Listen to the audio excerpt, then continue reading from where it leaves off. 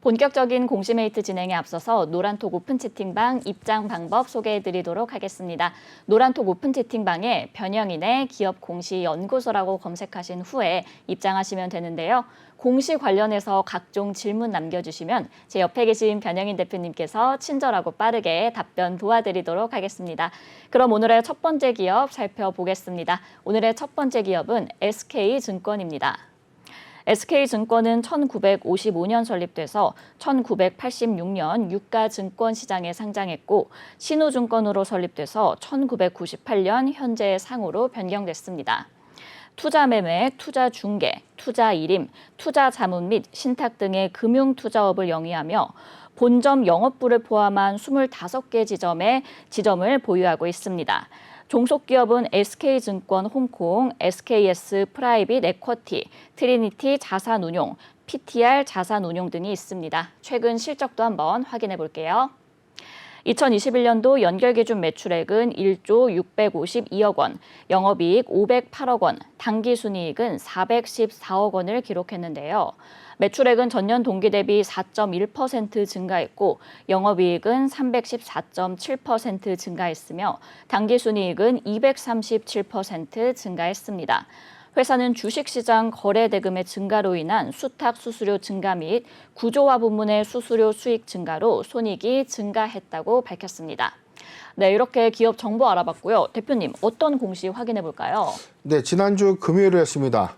SK증권 풍문 또는 보도에 대한 해명이 있었는데 내용을 살펴보겠습니다. 풍문 또는 보도에 대한 해명입니다. SK증권 우리금융그룹 피인수 관련된 보도에 대해서 회사의 공식 입장을 좀 밝힌 겁니다. 이 발표 매체는요, 헤럴드경제고요. 6월 17일자 보도입니다.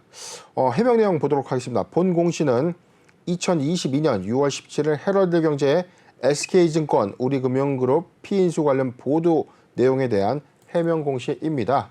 당사의 최대 주주인 J&W BIG 유한회사에 확인한 결과 해당 내용은 사실이 아님을 알려드립니다. 지금 풍문 또는 보도에 대한 해명이 우리가 크게 한 세 가지라고 말씀드렸죠. 그렇죠. 확정, 미확정, 지금처럼 사실 무근인데 지금 회사는 공식적으로 사실이 아니다라고 좀 밝혔습니다. 그런데 이게 이 보도 매체의 어떤 내용들이 좀 잘못된 것이라는 뜻이지 않습니까? 네네. 회사의 입장에서는 지금 우리금융그룹의 피인수가 된다라는 어떤 이 언론 보도를 믿고 이게 정말 호재구나라고 생각해서 매수를 했었을 거란 말이죠. 그렇죠. 그런데 회사의 어떤 공식적인 입장과는 너무 차이가 있기 때문에 다소 좀 이 판단하기 좀 애매한 공시가 아닌가 판단을 해봅니다. 네, 이렇게 일단 SK증권은 인수 소식은 결국 사실이 아니다라고 밝혔는데요. 그런데 왜 이 SK증권이 피인수 대상으로 선정이 된 건가요? 일단은 지금 이게 이 헤럴드 경제발 보도인데요. 지금 사실 내용들을 좀 보면 구체적인 좀 내용으로 좀 나와 있어요. SK증권이 우리금융그룹에 피인수된다. 최대 주주인 J&W BIG 유한회사와 물밑 협상을 진행하고 있다. 자, 이 소식 때문에 SK증권이 이 강세를 좀 보였어요. 이 기대감 좀 부각이 좀 됐었다가 좀 비교적 이 구체적인 내용으로 좀 전망이 좀 됐었는데 지금 우리금융이 비금융 이 포트폴리오 부분을 좀 강화하기 위해서 SK증권을 좀 인수하고 자, 이를 위해서 뭐 전체적인 어떤 매가도 1,080억 정도에 이제 해당될 수 있다는 어떤 전망들. 지금 지분 19.6%를 현재 보유하고 있는 J&W 유한회사에 지분을 한 1,080억 원대 좀 사들인다는 어떤 구체적인 내용들도 좀 나왔었고, 자, 전반적인 어떤 사항에서 우리금융그룹이 조금 SK증권을 좀 낙점했다라는 어떤 세부 사항들로 좀 이 기사화가 됐는데, 네.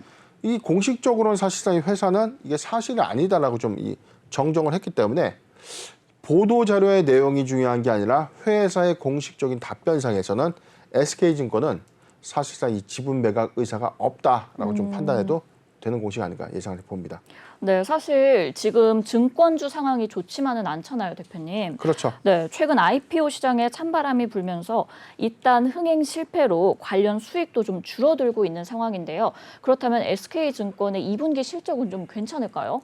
네, 2020년도 그리고 2021년도에 이 코스피의 어떤 사상 최대 지수 돌파 코스닥의 사상 최대 돌파, 뭐 천스닥 돌파, 뭐 난리가 났었죠. 그렇죠. 당시에 이 2020년도 상반기 이후부터 이 본격화된 이 초보 투자자분들, 새롭게 주식을 처음 투자하시는 이 인구의 수가 너무나 급증했던 시기예요. 주식의 소위 광풍까지 좀 불었었고요. 2020년도 상반기부터 이 IPO 되어될 어떤 흥행, 공모주 청약 열풍. 그래서 사실상 이 증권사의 어떤 수익성 개선들이 좀 크게 좀 가져왔었고 2020년도 그리고 2021년도에 수익성이 크게 개선되었습니다. 그런데 갑자기 2022년도 1분기를 기점으로 사실상 지수의 어떤 조정 형태가 좀 더 심화되고 지금 4월, 5월, 6월 지금 아직 6월 말까지 도래되지는 않았지만 네네. 지금 2분기에는 사실상 이 지수 급락으로 인해서 최근에 어떤 신저가까지 좀 보여주는 흐름들 좀 보여줬는데 당연히 실적적인 요인은 크게 좀 감소될 수밖에 없는 그런 상황이죠. 왜냐하면 증권주의 대체적인 어떤 수익원은 사실상 고객 예탁금에서 발생되는 이 수수료 부분과 영업 본점 안에서 이루어지는 아이비타 파트, 회사가 좀 이 매매 운영 자산의 어떤 이 피투자, 이 투자 활동에 따라서 벌어들이는 이 투자 수익원이 좀 있는데 대체적으로는 어떤 증권 연계 수수료 부분이 좀 많다는 거죠. 그리고 이 주관 수수료라고 주관사 수수료라고 해서 지금 기업의 어떤 상장을 주관하고 상장 관련된 일정들을 좀 진행해주면서 받는 피. 자, 이런 부분들이 주요 수익원인데 지금 공모주의 어떤 열풍이 아니라 오히려 2022년도 상반기에는 사실상 이 공모 일정들을 전량 취소하는 그렇죠. 그런 행태까지 좀 보여주고 있고 지수의 어떤 급락 상황 안에서 예탁 자금도 크게 좀 빠져나가는 흐름들 좀 보여주고 있기 때문에 우려감들이 좀 반영되고 있는 상황인데 5월 16일자 분기 보고서 내용 먼저 보도록 하겠습니다. 실적도 좀 이어서 볼게요. 네. 연결 재무제표 실적입니다. 회사는 전년 동기 지난해 1분기죠. 3,028억 원의 영업 수익을 좀 기록했는데 매출액입니다. 자, 금융회사이기 때문에 근데 이번 1분기에는 2,999억 원의 실적을 좀 기록했어요. 다소 큰 폭의 하락폭은 없어요. 1분기는 비교식 관점에서는 그래도 1분기 주가가 비교적 견고했단 말이죠. 그런데 2분기부터는 가파르게 사실상 지수 급락이 좀 진행이 됐었죠. 최근 3개월의 어떤 주가의 어떤 이 변동치가 너무나 크기 때문에 소위 대부분의 보유 종목들이 모두 손실이라고 해도 좀 과언이 아니지 않겠나. 네. 자, 즉 보유 자금들이 모두 묶여버리는 현상들을 좀 초래하다 보니까 매매 활성화가 될 수가 없습니다. 자, 그래서 지금 1분기에는 그래도 전년 동기 대비 소폭의 감소 요인은 좀 있었는데 2분기 실적은 좀 우려스럽다는 거죠. 지금 영업비용을 좀 보면 영업비용 말고 영업이익 보도록 하겠습니다. 네. 172억 원의 전년 동기 대비 172억 원의 영업이익을 달성했는데 근본에는 54억 원의 영업이익으로 영업이익의 폭이 대폭 감소했고요. 포괄이익도 잠깐 보면 분기순이익 보도록 하겠습니다. 186억 원의 전년 동기 대비 분기 순이익을 좀 기록했는데 이번 1분기에는 28억 원으로 영업수익과 당기순이익 폭이 좀 크게 감소되는 어떤 흐름들이 좀 있기 때문에 2분기에 조심스럽지만 이게 영업손익에 관련된 부분들이 즉 쇼크 현상, 어닝 쇼크로 좀 예상될 수도 있는 수치가 아닌가 좀 다소 우려감이 드는 재무 상태입니다. 네, 최근 지수 급락으로 인해서 2분기 실적은 감소될 수밖에 없는 상황인 것 같습니다. 여기에 더해서 이제 인플레이션 쇼크로 시장이 휘청이면서 증권주들도 줄줄이 52주 신저가를 경신하고 있는 상황이거든요.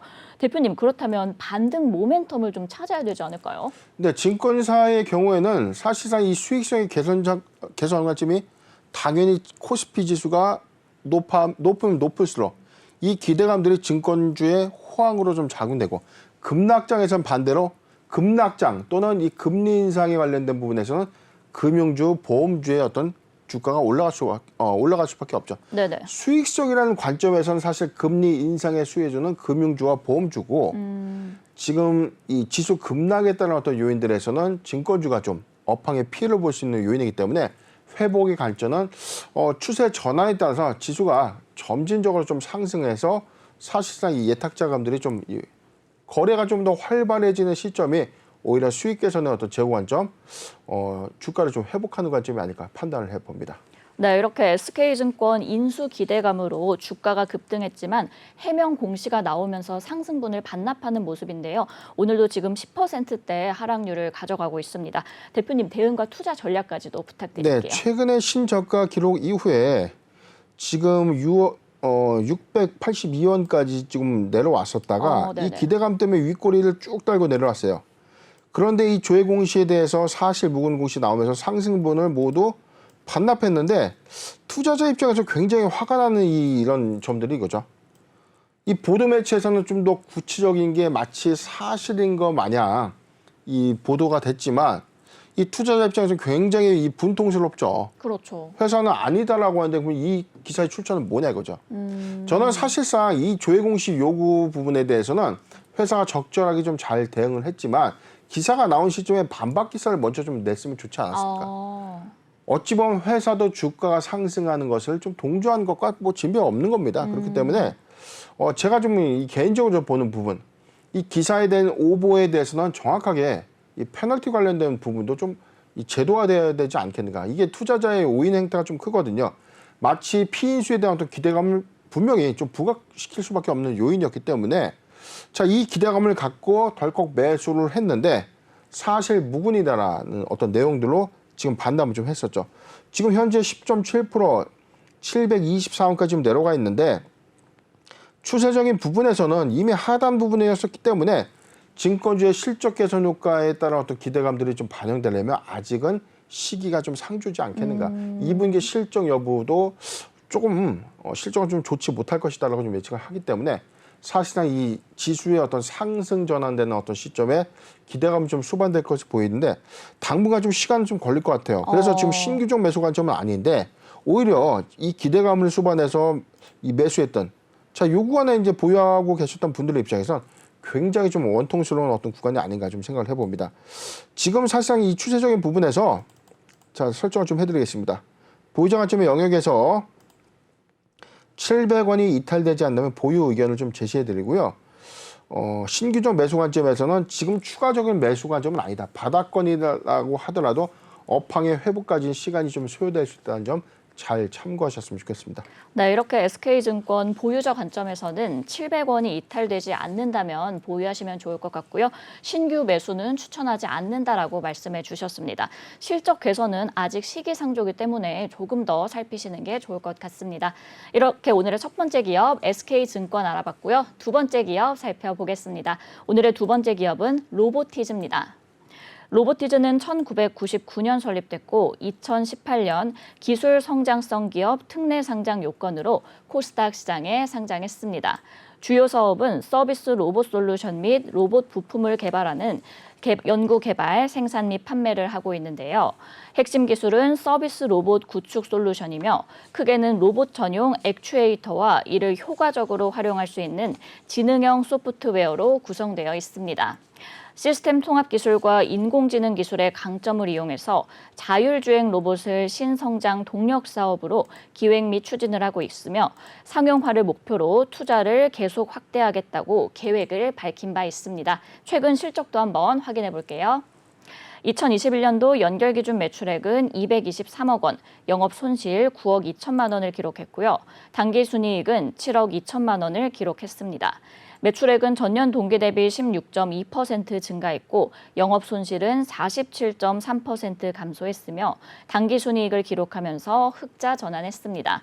회사는 액추에이터의 수출 증가로 매출액이 증가했고 외환 차익 등으로 흑자 전환했다고 밝혔습니다.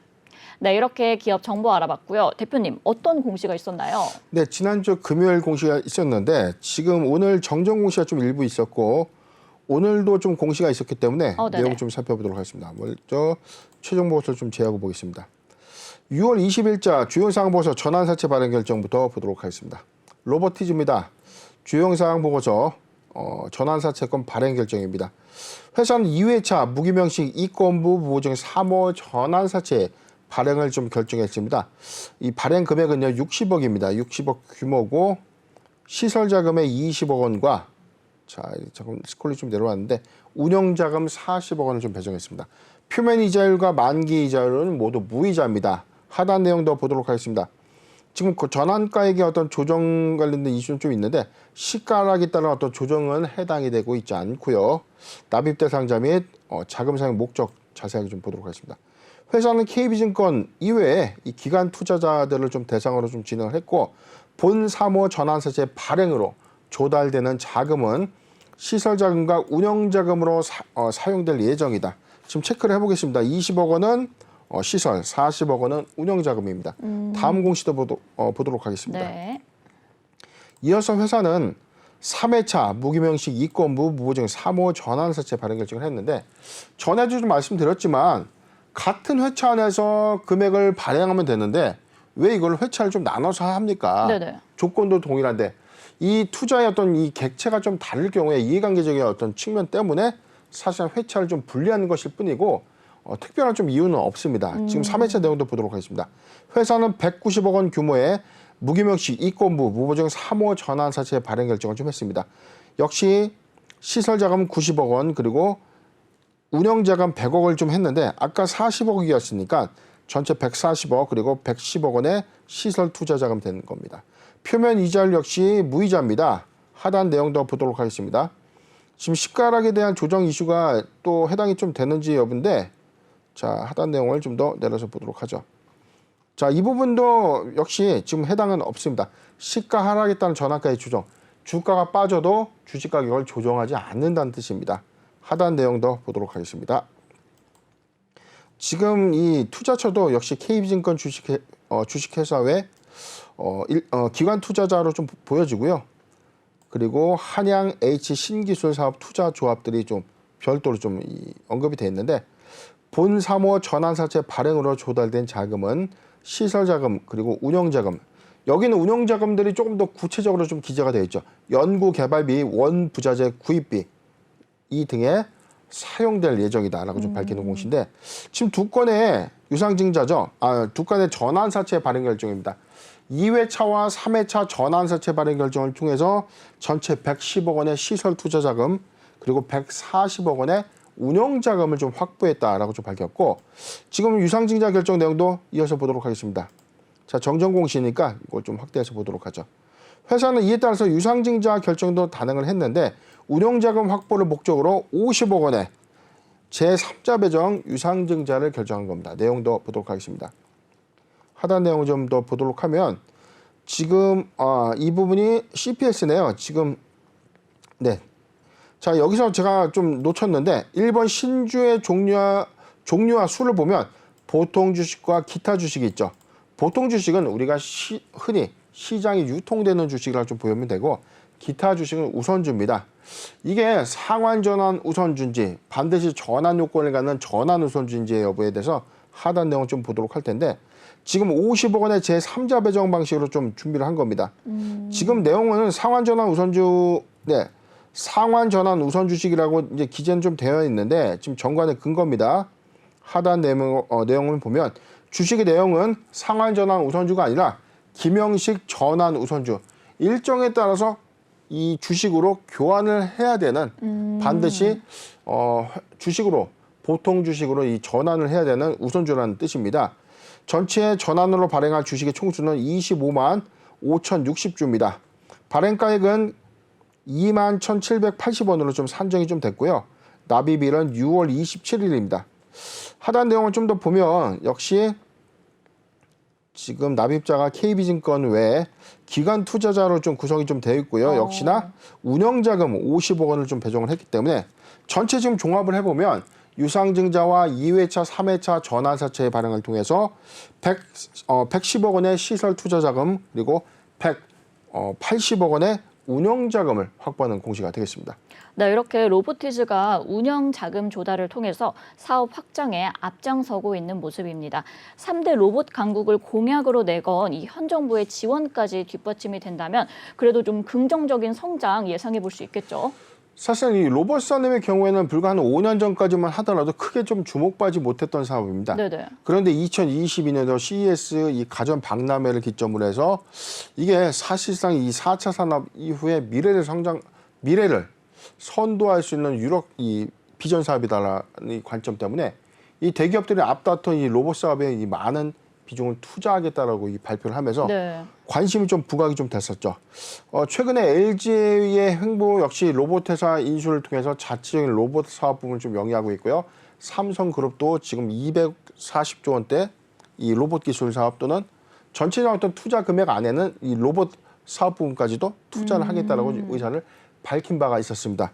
이런 기대감들이 좀 반영이 되고 있는데 지금 사실 로봇의 어떤 이 개발 단계가 점진적으로 기술의 어떤 이 고도화에 따라서 빠르게 이 기술이 좀 회전되고 있다는 거죠. 네. 과거에 사실상 이 자동화 라인에서의 이 좀 느리게 유압식으로 좀 움직였던 기본 로봇에서 사실 이 레벨의 단계별로 이제 이 고도가 될수록 사실상 초정밀 그리고 좀 더 빠르고 유연한 어떤 로봇 기술들의 어떤 발전이 미래 사업을 좀 더 선도할 수 있다라고 지금 보는 것입니다. 그렇기 때문에 이 기술에 대한 어떤 개발도 현재 진행 중에 있고 이런 관점에서 로보티지의 대규모 이 자금 조달은 이런 기술 고도화와 밀접적인 어떤 관계가 있지 않겠는가 예상을 해봅니다. 네, 이렇게 로보티즈의 긍정적인 성장까지 예상해 주셨습니다.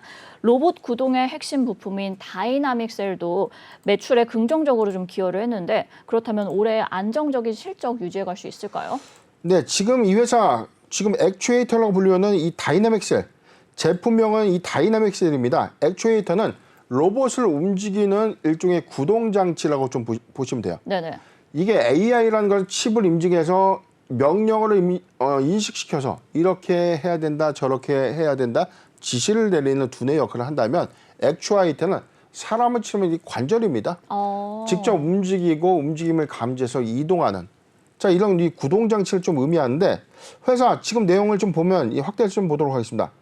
회사의 어떤 제품군 안에서는 머신 비전이라고 하는 자 로봇팔 비중이 좀 있었는데 머신 비전 그다음에 문화예술 전시에 들어간 비용들 미디어 서비스 키오스크 같은 부분들이죠.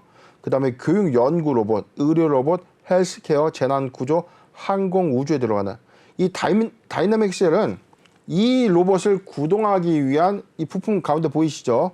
자, 이 부분이 바로 이 관절 역할을 담당하는 일종의 구동 장치인 셈입니다. 자, 이어서 좀 내용을 좀 보면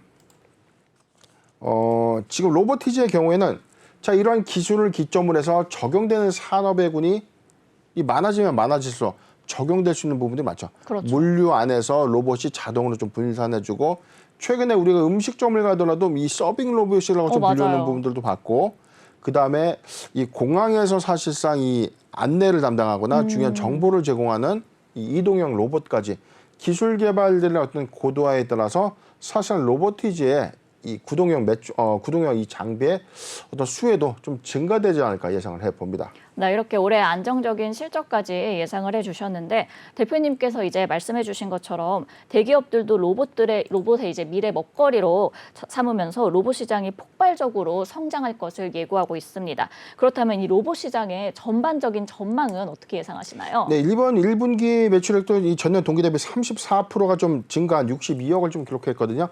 아직은 영업 손익을 개선하지는 못했습니다. 영업 손실의 폭을 감소시키고는 있지만 아직은 막대 연구개발비가 선행돼서 들어가는 비용의 선투입 이슈 때문에 매출의 어떤 증감세가 부분적으로 이 캐파를 확정하는 관점 안에서는 충분한 손익으로 좀 작용되지 않을까 좀 예상을 해봅니다. 오는 1월에 사실상 이 CES 박람회 때 이 로봇 관련 이 테마의 어떤 급등으로 해서 주가 좀 급등을 좀 해줬지만 사실상 요 내용이죠. 크게 주목받았던 이 사업 부분은 아니라는 거죠. 과거의 주가 지표를 보면 크게 오른 부분들이다라고 좀 보여지는 부분이 1월 달에 이 기대감 상승은 좀 했지만 지금 현재 추세구간은 좀 바닥권까지 좀 내려온 흐름들로 저는 보여주고 있다고 좀 봐요. 하단 내용을 좀 더 확대해서 보도록 하겠습니다. 지금 로보티즈 모아가기 괜찮은 구간까지 좀 도래가 좀 됐는데 자 저는 이렇게 봤습니다. 16,500원, 16,500원에서 자, 이 구간이죠. 좀 더 확대해서 보도록 하겠습니다. 먼저 보유자 관점에서 의견을 제시해 드리겠습니다. 네. 보유자 관점에서 18,000원이 이탈되지 않는다면 보유 의견을 좀 제시해 드리고요. 매수하기 좋은 구간 19,000원에서 자, 16,500원에서 19,000원, 16,500원에서 19,000원 부분 포트 비중 10%의 분할 매수 의견을 좀 제시해 드립니다. 네, 이렇게 로보티즈 보유자 관점에서는 18,000원이 이탈되지 않는다면 보유하시면 좋을 것 같고요. 매수하기 좋은 구간은 16,500원에서 19,000원까지 포트 비중 10%의 분할 매수 의견 주셨습니다. 네, 이렇게 오늘의 두 번째 기업 알아봤고요. 마지막 기업 살펴보겠습니다. 오늘의 마지막 기업은 엔캠입니다. 엔캠은 2012년 설립돼서 2021년 코스닥 시장에 상장했습니다. 주요 사업은 2차 전지 및 EDLC용 전해액, 첨가제 제조 및 판매인데요. 최근 설립한 해외 공장에서는 2차 전지 제조 시 사용된 폐 NMP를 리사이클링하는 사업을 신규 사업으로 추진하고 있으며 용매, 리튬염 제조 및 판매 사업까지 사업 확장을 준비하고 있습니다. 엔캠은 2012년 5,000톤 캐파의 제천 공장을 설립해서 2015년 LG화학의 2만 톤 캐파의 전해액 장비를 인수해서 사업을 확장했는데요. 국내 3대 전해액 업체 중에 후발주자임에도 불구하고 국내 1위의 전해액 업체로 성장했습니다. 최근 실적도 한번 확인해 볼게요. 2021년도 연결기준 매출액은 2,004억 원, 영업 손실 253억 원, 당기 순손실은 259억 원을 기록했습니다. 매출액은 전년 동기 대비 51.5% 증가했고 영업 손실과 당기 순손실을 기록하면서 적자 전환했습니다. 회사는 국내외 2차 전지 수요의 증가로 매출액은 증가했으나 원재료 가격의 상승 등으로 이익은 감소했다고 밝혔습니다. 네, 이렇게 기업 정보 알아봤고요. 대표님, 어떤 공시가 있었나요? 네, 지난주 금요일이었습니다. 회사 주요 사항 보고서 유상증자 결정을 발표했는데 공시 살펴보겠습니다. 엔캠입니다. 유상증자 결정. 회사는 신주와 종류의 수, 보통 주식이 아니죠. 역시 상환전환 우선주 여부에 대해서 이따 보겠습니다. 자, 우선주 발행을 결정했는데 66만 4,986주입니다. 증자전 발행 주식의 총수는 1,534만 주입니다.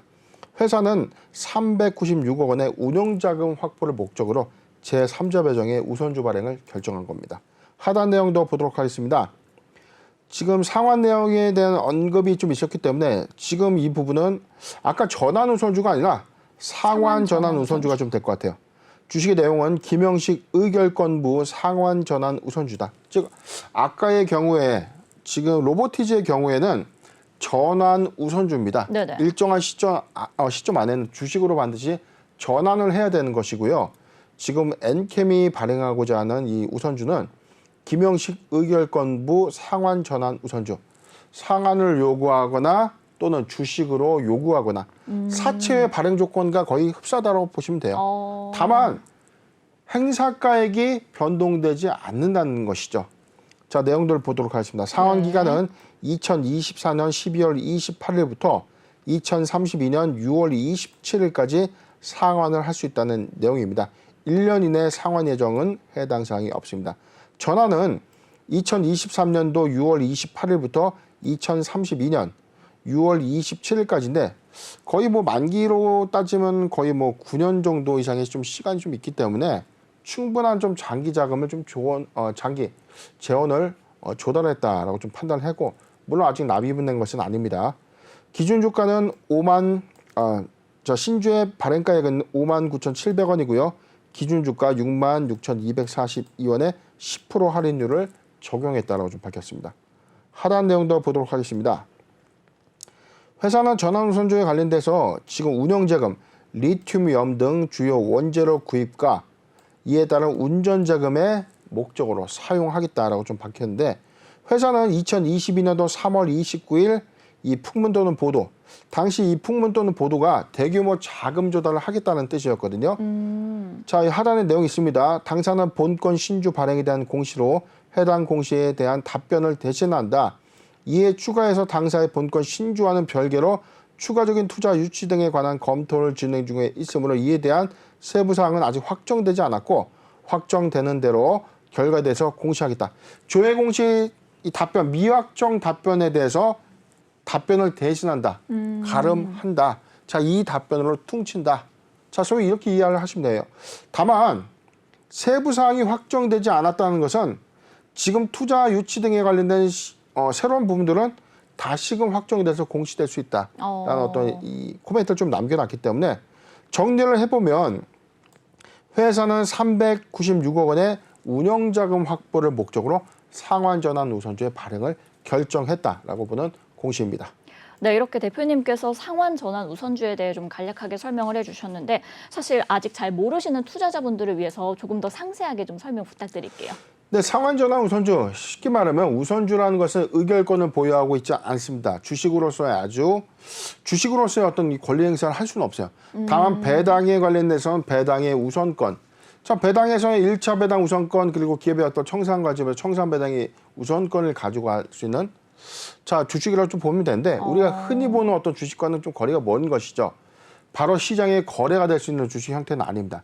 다만 상환전환 우선주라는 건 일정 시간에 내가 보유했던 이 주가 안에서 주가가 하회한다면 이 전환 사채와 동일하게 사채를 상환하는 것처럼 주식의 상환 청구권을 좀 요청해서 원금을 받아가는 것이죠. 이자는 없습니다. 대신에 이 일정 기간 안에 회사의 밸류에이션 가치가 좀 급증하고 회사의 가치가 상승함에 따라서 오히려 주가가 좀 급등한다면 차라리 이 우선주를 보통 주식으로 전환할 수 있는 어떤 여력, 즉 원금 형태가 좀 보장될 수 있느냐 또는 주식 이 전환에 어떤 메리트가 있느냐 이 두 가지 관점을 좀 볼 수 있지만 가장 중요한 이 투자의 포인트는 이 상환전환 우선주를 투자하는 사람의 입장에서는 이 회사의 견고한 재무 흐름, 당장의 부도가 날 수 있고 당장의 이 회사의 어떤 업력들이 우려스럽다면 절대 납입할 수는 없는 것이죠. 미래의 성장성이 담보되어야만 납입 가능성이 좀 크다라고 좀 보시면 됩니다. 네, 이렇게 상환 전환 우선주에 대해 상세한 설명까지 덧붙여 주셨습니다. 대표님, 근데 이 엔캠이 상장한 지 1년도 안 돼서 외부 자금 확보에 좀 공격적인 모습인데 이건 어떻게 보시나요?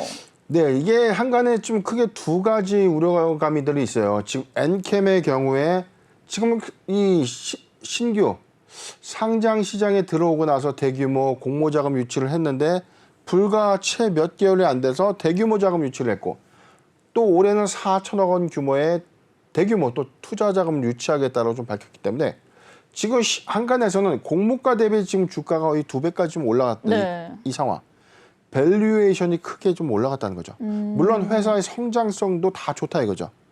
이 전액 세계 1위의 생산 회사이기 때문에 기대감을 수반하고 회사의 가치는 잘 알겠지만 현재 밸류에이션 가치는 다소 좀 부담스러운 이 구간 안에서 투자자의 입장에서는 사실상 투자하고 나서 내가 투자한 이 주식에 대해서 수익을 볼 수 있다, 없다 이 두 가지만 좀 판단할 수밖에 없지 않습니까? 투자라는 것은 수익을 쉐어하기 위해서 결정하는 것인데 그렇죠. 지금 밸류에이션의 가치가 크다는 것은 그만큼 상승 여력이 좀 더 있겠는가, 상승 여력이 있느냐. 자, 이 관점에 대한 어떤 의문들이 좀 시장에 좀 반영된 것인데 지금 전체적으로는 2025년도까지 생산 능력을 50만 톤까지 확장하겠다. 지금 현재 6만 5천 톤의 연간 이 캐파, 이 능력, 생산 능력을 좀 보유하고 있거든요. 지금 50만 톤이라는 것은 지금 어림잡아도 한 8배가 좋게 넘는 캐파의 어떤 증대를 예고하는 것이죠. 첨보의 경우에도 12배의 신규 이 생산 능력을 좀 이 캐파 확장을 위한 대규모 투자를 단행한 것처럼 엔캠의 경우에도 대규모 설비 투자와 대규모 이 공격적인 투자를 통해서 시장의 점유율의 어떤 우위를 점하고자 하는 어떤 목적들이 좀 분명하기 때문에 자, 이러한 회사의 어떤 비전은 잘 알겠지만 이 선행된 어떤 주가의 부분들이 이 투자 심의, 즉 기관들이 투자를 하는 이 과정에서의 걸림돌로 좀 작용되지 않을까 판단을 해봅니다. 네, 이렇게 회사의 성장성도 좋지만 밸류에이션 가치가 다소 부담스러운 상황인 것 같습니다. 순수 전해 기업으로서 터키 공장 설립을 검토하는 등 이렇게 생산 능력 확장에 앞장서고 있는데요. 전액 업체 세계 시장 점유율 1위 달성이 가능해 보이시나요? 일단은 지금 현재 캐파대로 정상적인 어떤 자급 수급 요인을 좀 잘 가져간다면 2차 전지의 어떤 사업 부분은 사실상 지금부터 앞으로 좋아질 것입니다. 지금 포화 상태다 이게 아니라 이미 2차 전지, 즉 전기차 시대로서의 돌입은 앞으로 무궁무진하죠. 그렇죠. 지금 제가 말씀드렸습니다. 고속도로를 지나가는데 10대 중 7대에서 8대가 전기차로 보이는 시점이라면 자, 이 부분에 대한 어떤 투자 여부를 유불리를 좀 판단할 수 있는데 지금은 많이 보여야 한 대? 뭐 2대? 2대는 너무 많죠. 한 대 정도라고 이 비율을 우리가 좀 환산했을 때 아직까지 성장성이 큰 사업 부분 안에서 이 배터리 사업 부분에 이 4대 소재에 해당되는 이 전해액을 생산하고 있는 엔캠의 수혜 여부는 좀 보다 명확할 것이다. 다만 단기 밸류에이션의 부담감들이 해소되는 관점에서 투자 유치를 통해서 이후에 기업 가치를 재정립하지 않을까 저는 판단을 해봅니다. 네, 대표님 그럼 끝으로 이제 대응과 투자 전략까지도 부탁드릴게요. 네, 엔캠 지금 주가가 최근에 너무 많이 무너졌습니다. 지금 73,000원대로 보여지는 탄탄한 지지대 라인이죠. 자, 이 구간이었는데 지금 73,000원대가 좀 이탈된 이후에 최근 6월 20일 오늘 59,300원 신저가를 좀 세웠습니다. 네네. 지금 현재 6만 원대 8.68% 하락을 좀 했는데 현재 낙폭과대이긴 하지만 회사가 신규 상장했던 지난해 11월 기점을 좀 보면 지금은 지수의 저점을 보여주지만 여기서 얼마만큼 더 하락할 수 있다 없다에 대한 어떤 이 여부를 배제할 수 없다는 겁니다. 아직 바닥을 찍지 못했기 때문에 신규종 매수 관점에서는 조금 더 관망하는 것이 좀 좋겠다. 제가 항상 강조드렸던 주식은 떨어질 때 사는 것이 아니라 바닥을 확인하고 올라서는 이 구간 안에서 매수하는 것이 오히려 투자 실패를 좀 더 최소화할 수 있다는 전략. 자, 이 부분을 꼭 명심해 주셨으면 좋겠고 지금 추세적인 부분에서는 지금 7만 원 구간이었죠. 지금 7만 3천 원대를 좀 이탈했고 2차 지지 구간이라 좀 보여지는 6만 원대를 좀 이탈을 했지만 자, 근데 6만 원대는 좀 이탈을 했는데 지금 구간에서 사도 좋습니까? 안 사도 좋습니까? 일단은 뭐 매도할 회사는 아닙니다. 조금 더 바닥 여부를 좀 확인하고 매수의 관점을 보시되 엔캠의 경우에는 기업공시연구소에서 한 번 더 다뤄드리도록 하겠습니다. 네, 엔캠 일단 신규 매수는 관망하는 것이 좋겠다라고 말씀을 해주셨고요. 보유자 관점에서는 조금 더 가져가는 것이 좋겠다라고 전달해 주셨습니다.